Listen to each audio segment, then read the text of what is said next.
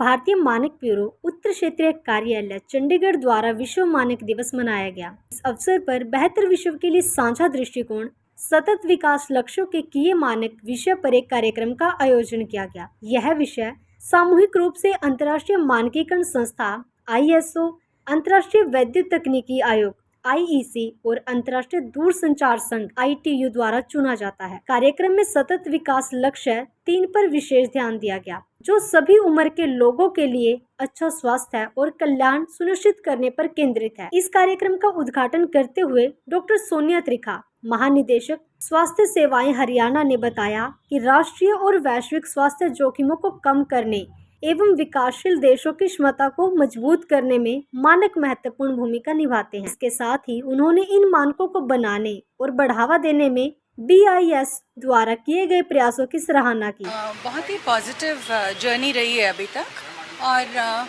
विश्व मानक दिवस पे एक ये रिमाइंडर है और इस बार का जो थीम है वो बहुत अच्छा है, क्योंकि इस बार हम लोग फोकस करने वाले हैं सस्टेनेबल डेवलपमेंट गोल 3 के ऊपर, जो कि हेल्थ एंड वेलबींग से कंसर्न्ड है। तो हेल्थ में भी मानकों की बहुत ज़्यादा महत्वता है, क्योंकि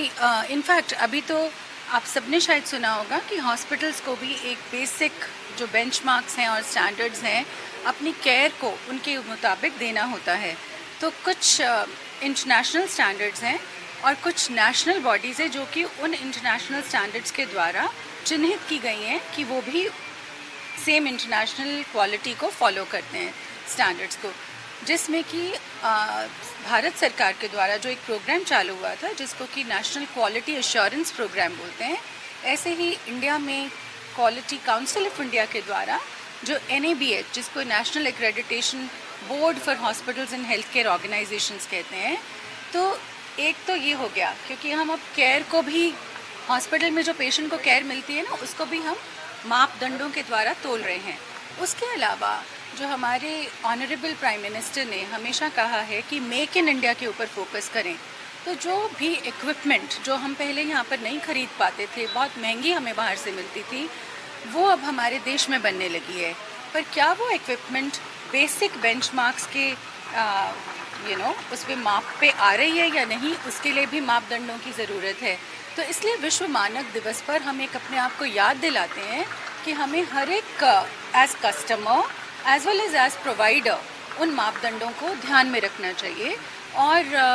अपनी केयर जो हम प्रोवाइड कर रहे हैं अपने कार्यक्षेत्र में, या फिर अगर हम एक कस्टमर बन के कहीं जाते हैं और हम उसको अवेल करते हैं, तो उसको ध्यान में रखना है कि बेसिक बेंचमार्क्स या क्वालिटी स्टैंडर्ड्स जो हैं उनके ऊपर की सर्विस हो। तो इन सब के अंदर प्रोसेस है, जैसे कि हमारे को पता है कि FSSAI जो कि गवर्नमेंट की बॉडी है, उनके हर एक चीज़ के उनके भी मापदंड हैं और वो चेक करते हैं कि आपको अगर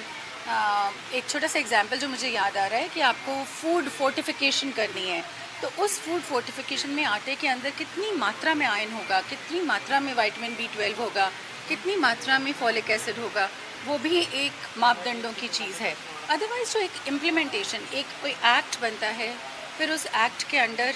प्रोविजंस होते हैं, फिर उनकी इम्प्लीमेंटेशन के लिए एक रेगुलेटरी बॉडी बनती है, वो चेक करते हैं। जर्नी बहुत लंबी होती है। हिंदुस्तान जो कि दुनिया की सबसे बड़ी डेमोक्रेसी और हम सबसे पॉपुलेटेड देश है, तो हमारे पास काम भी उसी हिसाब से बहुत ज़्यादा है। आई थिंक हम सबका सहयोग हो तो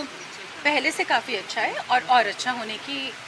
का स्कोप है, मैं ये बोलूँगी। जी देखिए, ग्रामीण इलाकों के लोगों को भी ना, अभी जैसे हम बोलते हैं ग्राहक जागो, कितने सारे कैंपेन्स हैं हमारे, तो हम अपने कस्टमर्स को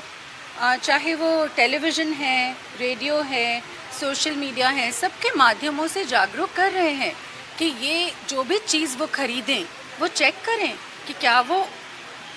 वस्तु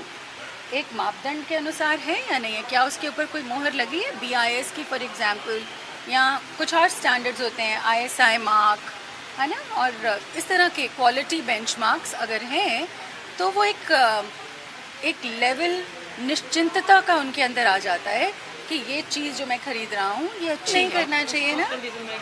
इसकी रोक जी करेगा। इसका रोक आई थिंक खुद की सजगता से ही आएगी। जितना एजुकेशन लेवल बेटर होगा, जितना हम उनको समझाएंगे, ये जब हम खुद सजग होंगे उससे हम क्योंकि जैसे आप कह रहे हैं, मैं बहुत इस तरह की एडवर्टीजमेंट्स भी हम देखते हैं और यही कहना चाहते हैं जो एग्जैक्टली आपने कहा कि मैं बैठा हूँ ना, है ना, तो वो एक सब्जेक्टिव है, एक हम सब्जेक्टिव उसके लिए ओपिनियन ले रहे हैं, जबकि जो मानक और जो मापदंड होते हैं वो ऑब्जेक्टिव हैं, ऑब्जेक्टिव क्राइटेरिया। आप बोलें या आप बोलें, वो सेम ही उसका रिजल्ट निकलेगा। तो ये मैं कहना चाहती हूँ, और ये सारा कुछ एजुकेशन से आएगा, एक समझदारी से, जितनी जागरूकता होगी उससे आएगा।